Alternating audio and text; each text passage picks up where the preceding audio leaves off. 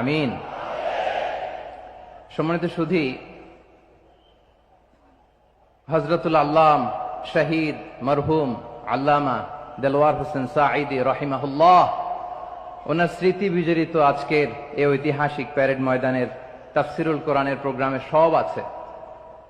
Stage আছে, শ্রোতা আছে, প্যান্ডেল আছে, মিডিয়া কাভারেজ আছে, কিন্তু আমাদের কলিজার টুকরাটা আমাদের মাঝে নাই। আজকের এই প্রোগ্রামে আলোচক হয়ে এই চেয়ারে আমি না বসে ওই শ্রোতাদের কাতারে বসে যদি আমাদের আল্লামার নুরানি চেহারার দিকে তাকিয়ে ওয়াজ শুনতে পারতাম, আমাদের হৃদয়টা ঠান্ডা হয়ে যেত, আমাদের তৃষ্ণার্ত হৃদয় শান্ত হতো। সব আজকে আছে, কি যেন নাই, ঠিক কিনা বলেন? আল্লাহ তাআলা প্রতি 100 বছরে একজন মুজাদ্দিদ পাঠায়, প্রতি 100 বছরে একজন মুজাদ্দিদ, যিনি সমাজকে সংস্কার করেন।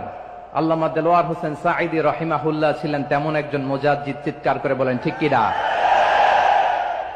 উনি শিরক বিদআতের আস্তানাকে তছনছ করে দিয়েছেন, তাওহীদের বাণীকে সমুন্নত করেছেন, গণমানুষের কাছে তাফসিরুল কোরআনকে জনপ্রিয় করেছেন। আজীবন আজীবন তিনি ইসলামকে বিজয়ী শক্তি হিসেবে দেখার স্বপ্ন দেখতেন।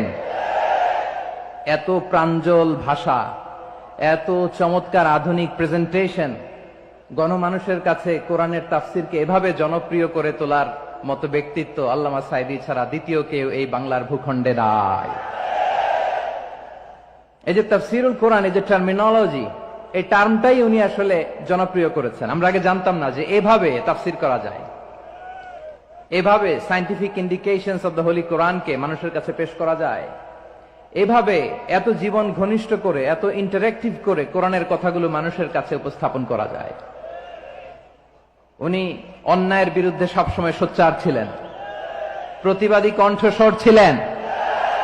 ওনার আলোচনা শুনলে দেহের রক্ত টকবক করে ফুটতে থাকতো। আল্লাহু আকবার, আল্লাহু আকবার, আল্লাহু আকবার। He was a strong mouthpiece of Islamic revivalism. Islamic জাগরণের স্ট্রং মাউথপিস ছিলেন আল্লামা সাঈদী রাহিমাহুল্লাহ। অনেক দোয়া পেয়েছেন। আমরা পড়েছি, এমন জীবন তুমি করিবে গঠন, মরণে হাসিবে তুমি, কাঁদিবে ভুবন। গোটা বিশ্বকে তিনি কাঁদিয়েছেন। আল্লামা যখন ইন্তেকাল করলেন, আমি তখন মালয়েশিয়া থেকে যুক্তরাষ্ট্রে একটা কনফারেন্সে যোগ দিতে যাচ্ছি, কাতার এয়ারলাইন্সে। মালয়েশিয়া থেকে দোহাতে নামলাম। দোহায় যখন আমার ট্রানজিট, তখন শুনতে পেলাম যে আল্লামা বিদায় নিয়েছেন। সোশ্যাল মিডিয়ায় শুনে বিশ্বাস করতে পারলাম না। মুহূর্তের মধ্যেই মাসুদ সাঈদী ভাইকে মেসেজ করলাম, উনি কোনো উত্তর দিতে পারলেন না। মাসুদ ভাইয়ের সাথে যখন কোলাকুলি করি, আমাদের শামীম ভাইয়ের সাথে যখন কোলাকুলি করি, মনে হচ্ছে আল্লামা সাঈদীর ঘ্রাণ পাই।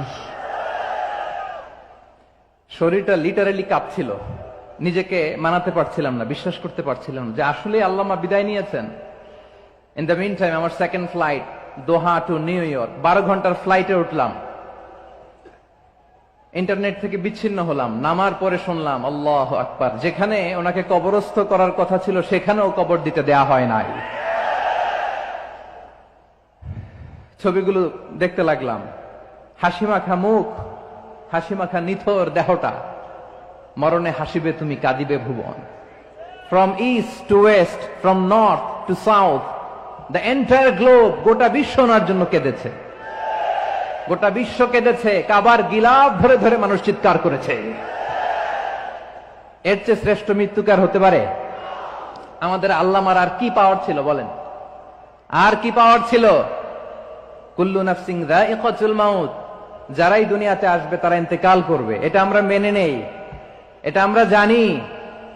কিন্তু অবাক করা বিষয় হচ্ছে, আমরা আজও জানি না আমাদের আল্লামার মৃত্যু কি স্বাভাবিক হয়েছে নাকি এটা পরিকল্পিত মেডিকেল কিলিং ছিল। এটা যে পরিকল্পিত মেডিকেল কিলিং ছিল, এটা ধারণা করার পেছনে অনেক কারণ আছে। তিনি আধিপত্যবাদের বিরুদ্ধে সোচ্চার ছিলেন, ফ্যাসিবাদের বিরুদ্ধে সোচ্চার ছিলেন, রাজনৈতিক প্রতিহিংসার শিকার ছিলেন। এজন্য এটা মেডিকেল কিলিং হতে পারে, এ ধারণা আমরা করতেই পারি। আওয়াজ করে বলেন ঠিক কিনা? যে সময়টা আমরা কাটাচ্ছি, এত সুন্দর সময় বাংলাদেশ আর পাবে না। আমাদের জন্মের পর থেকে এরকম চমৎকার সময় আমরা পাই নাই। এটাই আসল সময়। আমরা ইন্টারিম গভর্নমেন্টের কাছে দাবি জানাই, উচ্চতর তদন্ত কমিটি করে এটা কি হত্যাকাণ্ড ছিল নাকি স্বাভাবিক মৃত্যু ছিল, এই রিপোর্ট গণমানুষের কাছে প্রচার করে জানাতে হবে। এই দাবির সাথে কি সবাই আপনারা একমত? কারা কারা একমত হাত তুলে দেখান।